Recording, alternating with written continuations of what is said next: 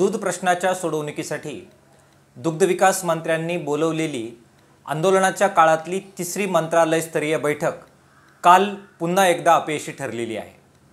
दूध उत्पादक शेतकरी संघर्ष समितीच्या वतीने जे 5 प्रतिनिधी चर्चेसाठी पाठवले होते त्यांनी 40 रुपये प्रति लिटर भाव शेतकऱ्यांना मिळाला पाहिजे आणि हा प्रश्न वारंवार उद्भवू नये, कायमस्वरूपी सुटावा यासाठी दुधाला एफआरपी आणि रेव्हेन्यू शेअरिंगचं धोरण लागू करावं ही आग्रही मागणी केली।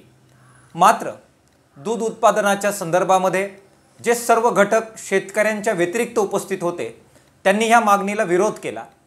किंबहुना खाजगी दूध संघ आणि सहकारी दूध संघांच्या प्रतिनिधींनी तर अशा प्रकारे एफआरपी आणि रेव्हेन्यू शेअरिंग हे देता येणार नाही आणि 40 रुपयेही आम्ही देणार नाही अशा प्रकारची भावना आणि भूमिका त्या ठिकाणी व्यक्त केली। दुर्दैवाने सरकार या कंपन्यांच्या एकजुटीच्या समोर हतबल आहे। कोणत्याही प्रकारे कायदेशीर अधिकार सरकारला नसल्यामुळे आणि अशा प्रकारचा पेच प्रसंग सोडवण्यासाठी जी प्रचंड इच्छाशक्ती लागते ती सरकारकडे नसल्यामुळे कालची बैठक संपूर्णपणाने अयशस्वी झालेली आहे।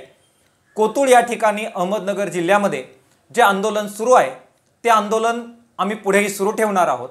त्याचप्रमाणे दूध उत्पादक शेतकरी संघर्ष समितीचे वेगवेगळे घटक जे संबंध महाराष्ट्रभर 2009 पासून काम करतायत ते सुद्धा आपलं आंदोलन सुरूच ठेवणार आहे।